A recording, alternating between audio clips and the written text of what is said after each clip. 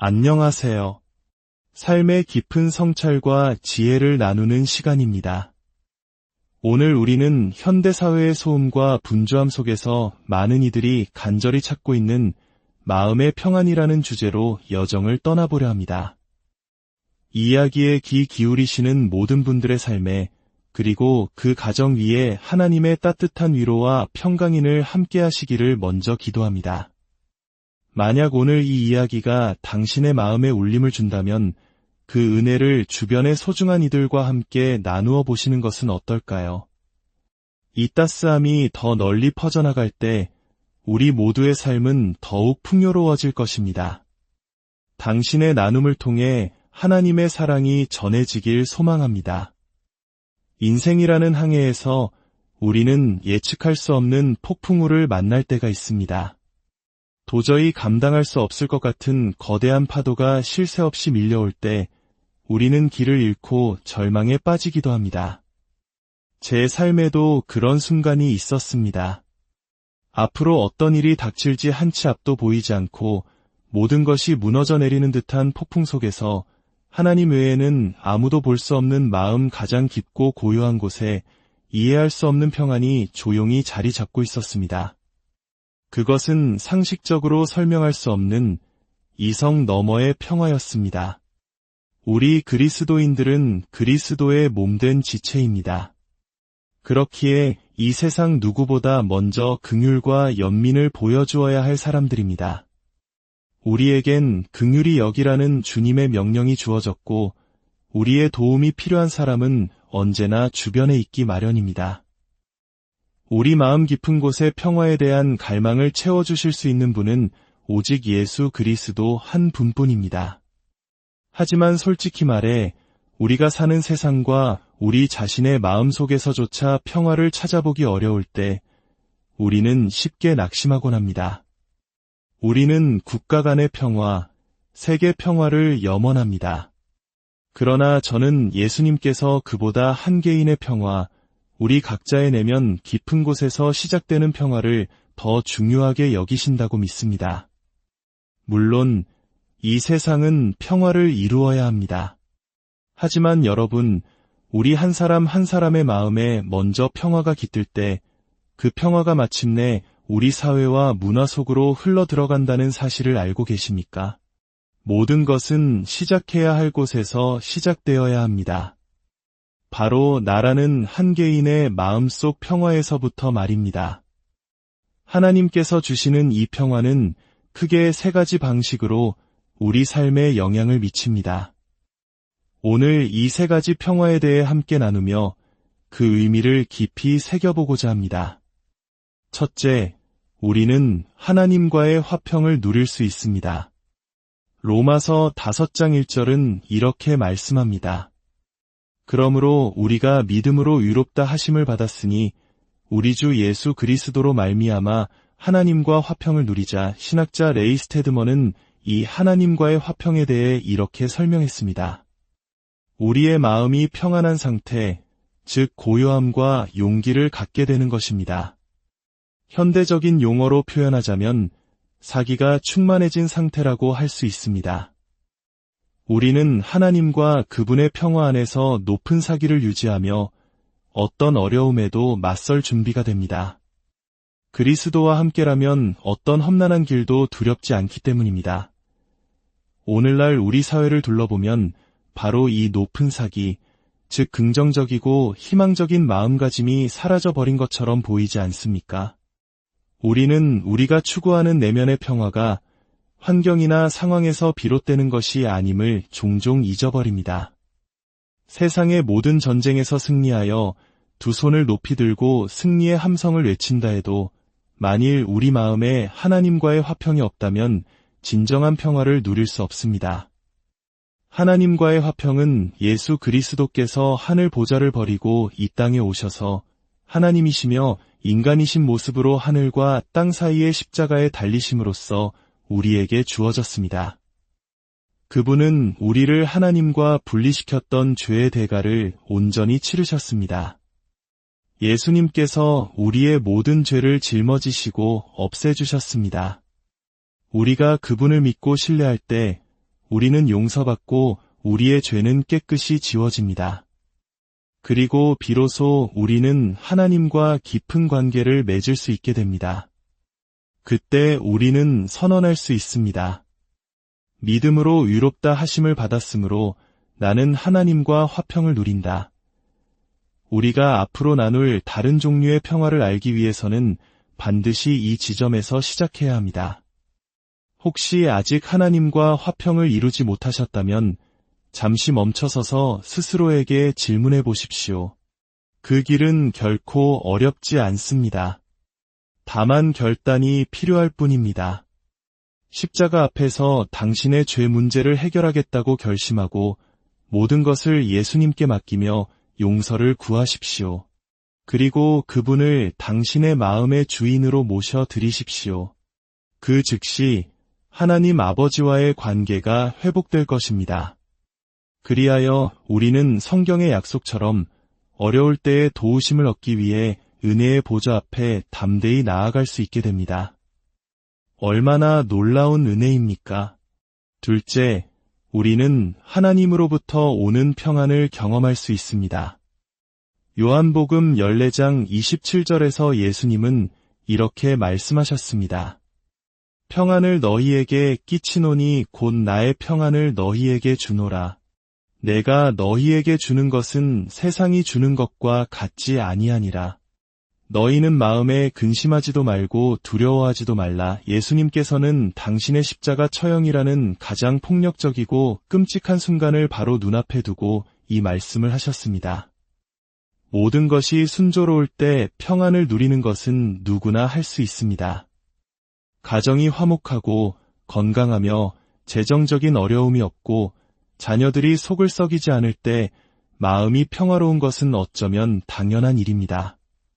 그것은 세상 사람들도 누리는 평화입니다. 하지만 진정한 증거는 극심한 고난과 역경 속에서도 평안을 유지할 수 있을 때 나타납니다. 이것이 바로 하나님으로부터 오는 평안입니다. 이 평안은 단순히 긴장을 억누르는 고요함이 아닙니다. 어떤 이들은 억지로 불안을 억누르는 상태를 평안이라고 착각합니다. 하지만 그것은 압축된 불안일 뿐입니다. 우리는 종종 패닉 상태를 간신히 통제하면서 스스로를 믿음이 좋다고 착각하기도 합니다. 진정한 평안은 평온한 겉모습이 아니라 마음 깊은 곳의 고요함입니다. 사도 요한은 그의 복음서에 아주 감동적인 순간을 기록했습니다. 예수님께서 부활하신 후 처음으로 제자들이 모여있는 방에 나타나셨을 때의 일입니다. 두려움에 떨며 문을 모두 걸어 잠근 제자들 한가운데 예수님께서 서서 말씀하셨습니다. 너희에게 평강이 있을지어다. 그리고 예수님께서 하신 다음 행동은 우리가 나누고 있는 이 평안의 본질을 완벽하게 보여줍니다. 요한복음 20장 다음 구절은 이렇게 기록합니다. 이 말씀을 하시고 손과 옆구리를 보이시니 예수님께서는 당신 자신임을 증명하기 위해 상처를 보여주셨지만 저는 그 안에 더 깊은 의미가 담겨 있다고 믿습니다. 그것은 마치 이렇게 말씀하시는 것과 같았습니다.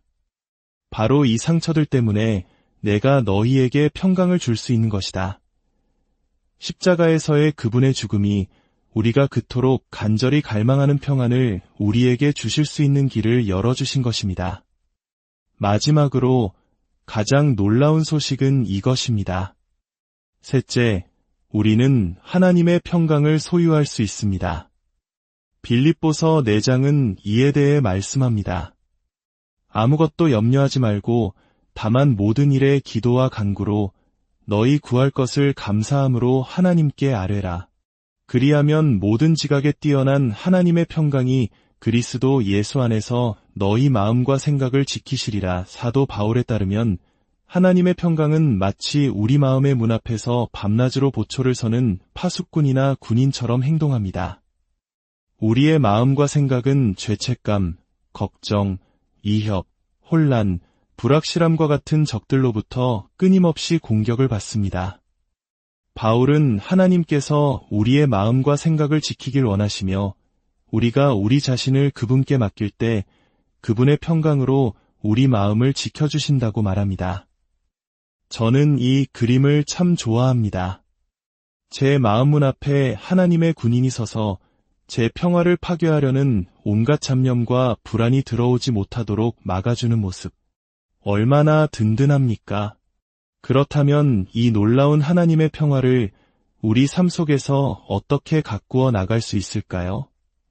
하나님의 평화가 우리에게 오는 4가지 길이 있습니다.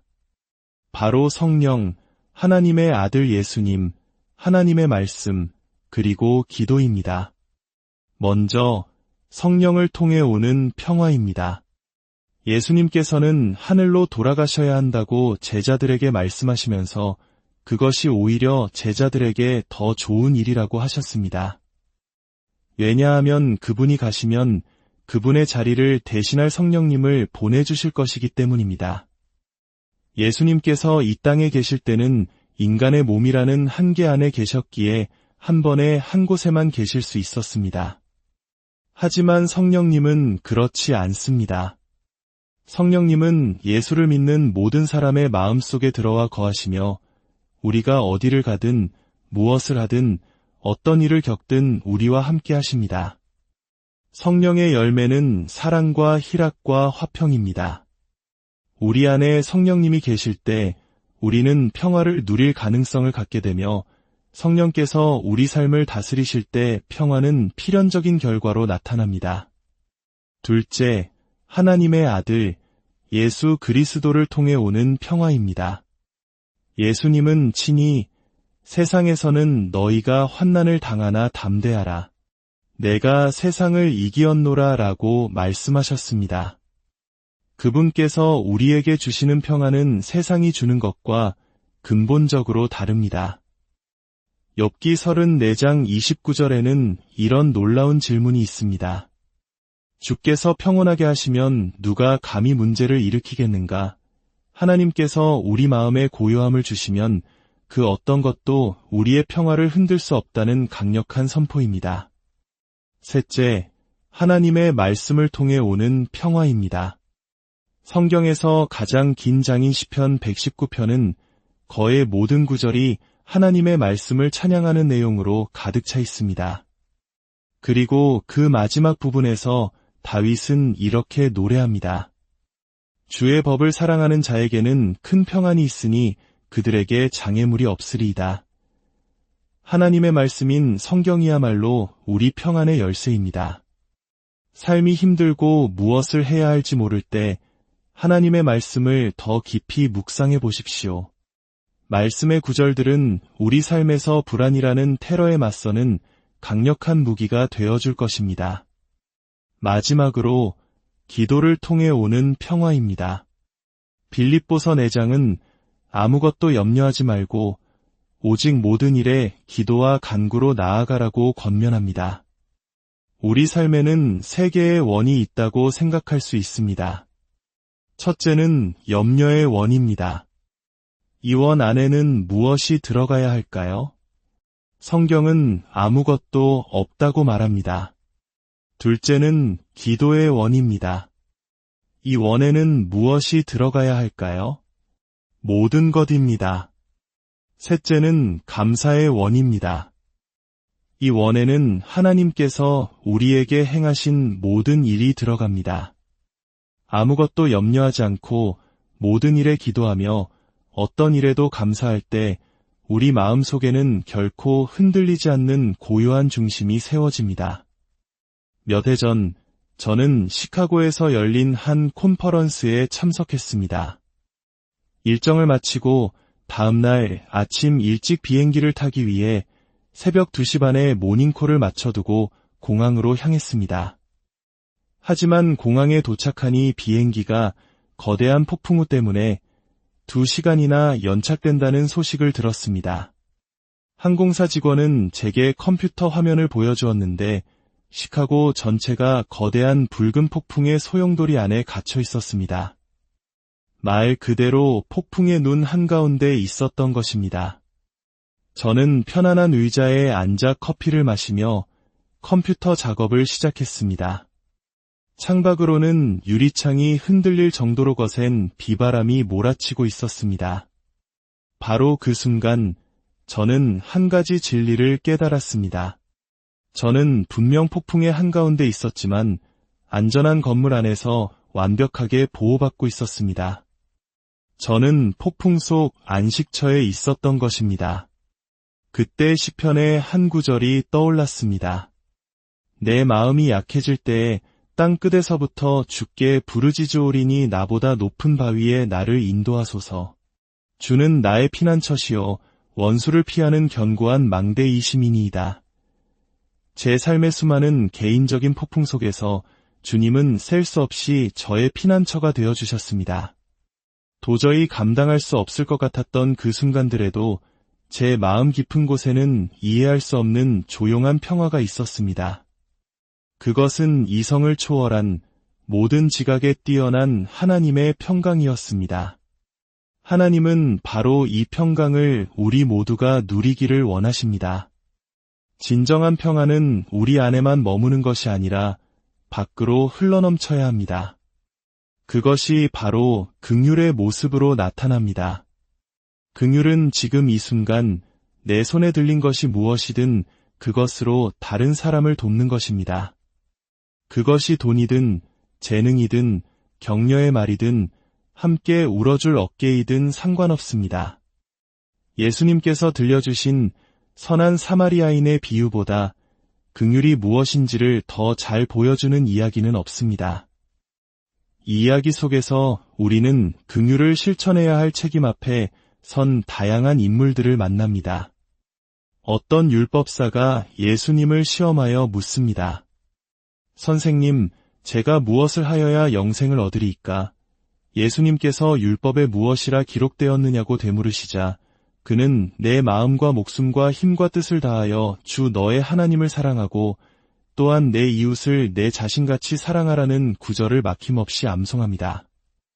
하지만 그는 자신을 정당화하기 위해 다시 묻습니다. 그러면 제 이웃이 누구니이까? 그가 내 이웃이 누구인지 모르겠습니다. 라고 말하는 순간 그는 자신이 그토록 잘하는 말씀을 단 한 번도 삶으로 살아내지 않았음을 스스로 증명한 것입니다. 긍휼은 책상머리에서 배우는 학문이 아닙니다. 머리로 아는 지식이 아니라 가슴으로 느끼고 손과 발로 행하는 것입니다. 예수님은 그에게 한 이야기를 들려주십니다. 어떤 사람이 예루살렘에서 여리고로 내려가다가 강도를 만나 거의 죽게 되었습니다.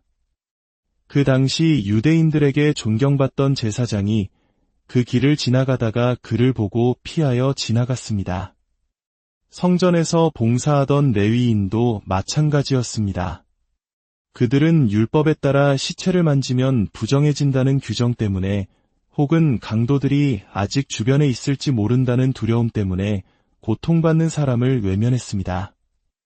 그들의 종교적 행위는 그들을 더 종교적인 사람으로 만들지 못했습니다. 그러나 유대인들에게 멸시받고 원수처럼 여겨지던 한 사마리아인이 그곳을 지나가다가 그를 보고 불쌍히 여겼습니다. 그는 망설이지 않았습니다. 그는 위험을 무릅쓰고 다가가 상처를 싸매주고 자기 짐승에 태워 주막으로 데려가 돌보아 주었습니다. 그리고 다음날 떠나면서 주막 주인에게 돈을 주며 이 사람을 돌보아 주시오. 비용이 더 들면 내가 돌아와서 갚겠소 라고 말했습니다. 이것이 바로 살아있는 긍휼입니다. 긍휼은 당신이 무엇을 보는가에 관한 것입니다.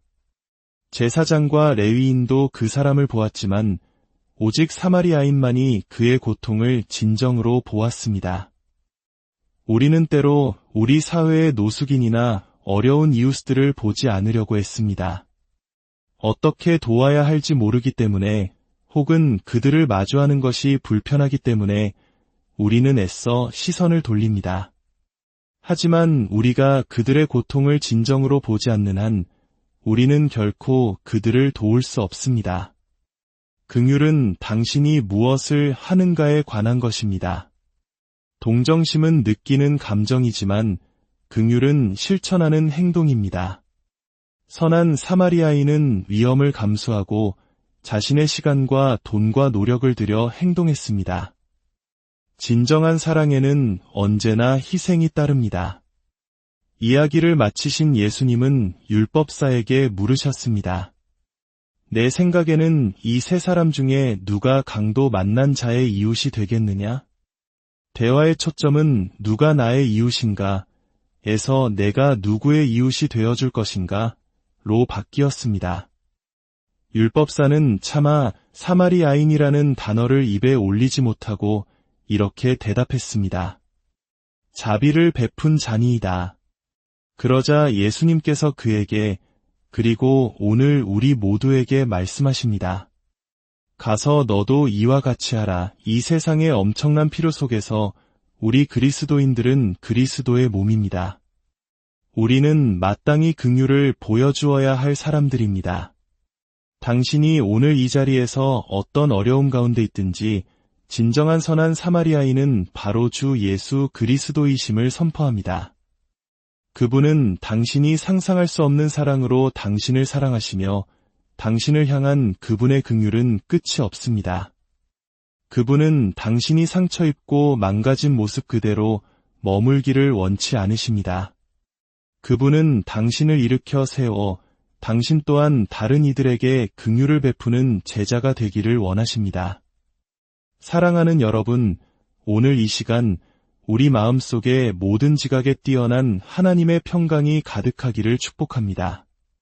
그리고 그 평강이 우리를 움직여 고통받는 이웃을 향한 구체적인 긍휼의 행동으로 이어지기를 기도합니다. 주님께서 우리 각자를 당신의 평화와 사랑의 통로로 사용하여